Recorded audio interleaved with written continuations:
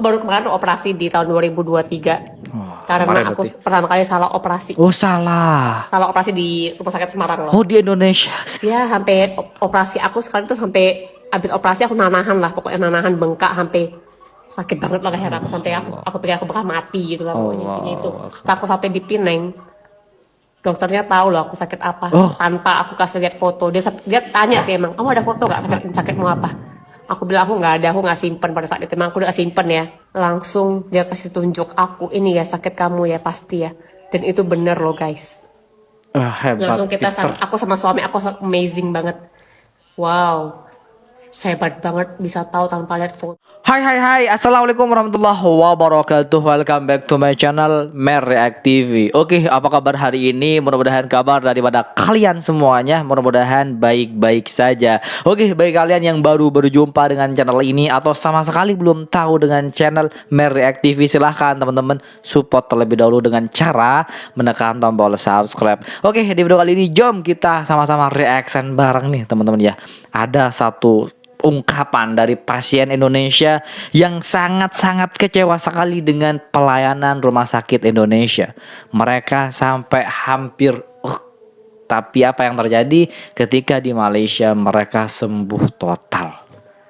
Gila, rumah sakit Malaysia ini benar-benar memberikan yang terbaik buat rakyat Indonesia. Tapi rumah sakit Indonesia apa yang terjadi? Oke, kita play bersama videonya, let's go. 3. Semuanya banyak banget ya, ramai banget sekarang di media lagi dibahas mengenai Menteri Kesehatan merasa malu dan gengsi kok orang-orang banyak berobat yang di Singapura dan Malaysia. Saya termasuk orang yang tersindir loh dengan tulisan Pak Menteri ini atau ungkapan Pak Menteri ini. Karena saya sendiri menjalani pengobatan yang tadinya di Indonesia nggak macam-macam loh. Dokter yang saya pakai bukan dokter sembarangan pastinya, dokter-dokter yang top di sini. Lalu dikatakan bahwa saya memiliki 2 autoimun dan ngobat seumur hidup, nggak bisa sembuh katanya loh Pak Menteri. Lalu saya nggak terima, saya ke Singapura, bolak-balik seminggu sekali ke Singapura, tes mulai dari awal karena dikatakan tes di sana. Saya bawa dong tes dari sini, tapi dikatakan bahwa itu tidak bisa dipercaya. Saya harus tes ulang. Saya tes ulang mengeluarkan biaya yang tidak sedikit dan hasilnya bikin malu karena apa? Kata dokter-dokter di sana saya hanya kekurangan vitamin D. Lalu saya diajarkan pola makan, saya diajarkan cara mengkonsumsi suplemen, bukan obat loh, suplemen.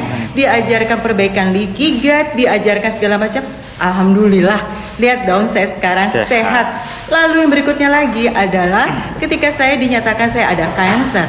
Nah, itu juga sama. Saya menemukan tulisan di web mengatakan bahwa autophagy adalah treatment cancer yang terbaru. Nah, saya bawa ke dokter, dok, prof, boleh nggak saya menjalankan autophagy ini? Saya nggak mau menjalankan yang namanya radiasi dan kemoterapi.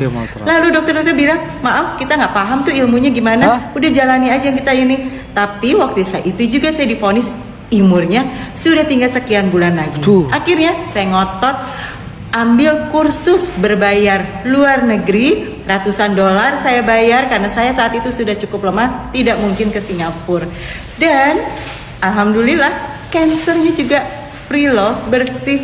Jadi kalau ke luar negeri itu hanya untuk gengsi atau untuk sekedar sok-sokan, bukan begitu. Karena memang banyak sekali yang salah. Baru-baru ini juga saya mengikuti satu organisasi atau satu yayasan yang tadinya mau dibangun, isinya para tenaga medis. Di sana ada yang mengatakan, ada yang disebut diet gorila katanya manusia sama dengan gorila, pada dokter spesialis loh. Lalu ada juga dokter yang punya rumah sakit di Cikarang, nggak tahu bedanya blue light yang dikasih untuk anak bayi dengan sinar matahari. Aduh, bayangin, itu udah banyak banget loh Pak Menteri. Jadi yuk buka mata. Nah, saya insinyur, kok berani-beraninya ngasih edukasi ini? Karena kan semua orang nggak mungkin dong punya dana untuk keluar negeri, ya kan? Bentar teman-teman, ini sebenarnya kita malu sebagai rakyat Indonesia jika kebanyakan daripada orang Indonesia ini berobat ke luar negeri, Singapura, Malaysia. Terus apa fungsinya rumah sakit di Indonesia? Memeras teman-teman ya.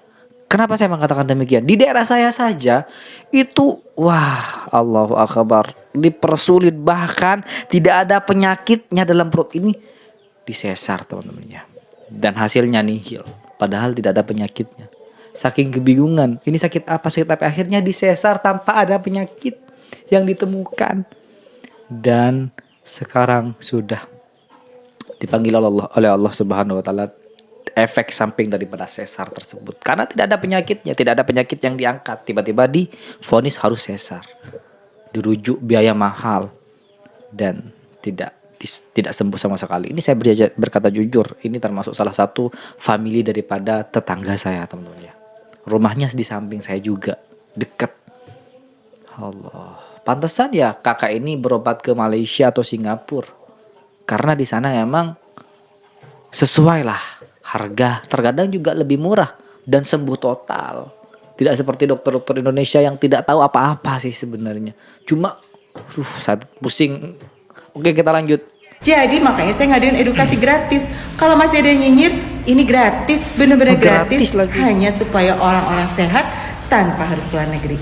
Jadi tidak melanggar apa yang Pak Menteri merasa malu kan?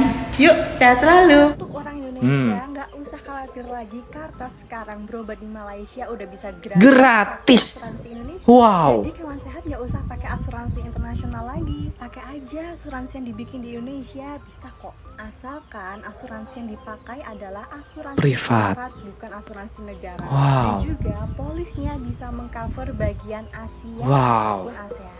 Gila Malaysia ini. Nih, gimana caranya klaim asuransi untuk berobat di Malaysia? Sini, aku kasih tahu ya. Hewan sehat bisa banget langsung aja klik link yang ada di bio kami untuk konsultasi Gratis. terutama untuk yang pingin klaim asuransi. Karena ini big deal banget, terutama yang memang sudah punya asuransi. Kalau memang bisa mengcover ya udah dipakai aja dong buat berobat di Malaysia, ya enggak? Mantap, keren. Kawan sehat juga bisa klaim semua benefit kalau kawan sehat berobat di Malaysia menggunakan jasa dari Wicked Alliance. Jangan lupa follow kami untuk informasi lainnya. Ini lagi. aku nemu ini di Bentar. TikTok, ada orang- Kita skip. Mangkes ngaku malu dengan orang Indonesia lebih memilih berobat ke Malaysia. Ini loh Menkes loh, Menteri Kesehatan yang mengatakan seperti itu. MRI, Master Ri. Ayo komen di channel ini. Silahkan. komplain masalah ini. Pendukungnya juga. Jadi aku mau cerita, kalau aku belum pernah ke Pineng buat operasi, aku nggak bakal tahu Operasi, ya? pengalaman aku kenapa orang Indonesia pilih ke Pineng atau ke Singapura atau Kuala Lumpur. Ya, dulu kecil pernah lah aku ke Singapura, tapi cuma cek-cek doang, tapi nggak operasi gitu, nggak operasi besar lah ya. Aku baru kemarin operasi di tahun 2023 karena kemarin aku berarti. pertama kali salah operasi. Oh salah. Salah operasi di Rumah Sakit Semarang loh. Oh di Indonesia. Ya sampai operasi aku sekali tuh sampai abis operasi aku nanahan lah, pokoknya nanahan bengkak sampai sakit banget lah leher aku, sampai aku pikir aku bakal mati gitu lah pokoknya intinya itu. Terus aku sampai di Pineng, dokternya tahu loh aku sakit apa tanpa aku kasih lihat foto. Dia tanya sih, emang kamu ada foto nggak sakit mau apa?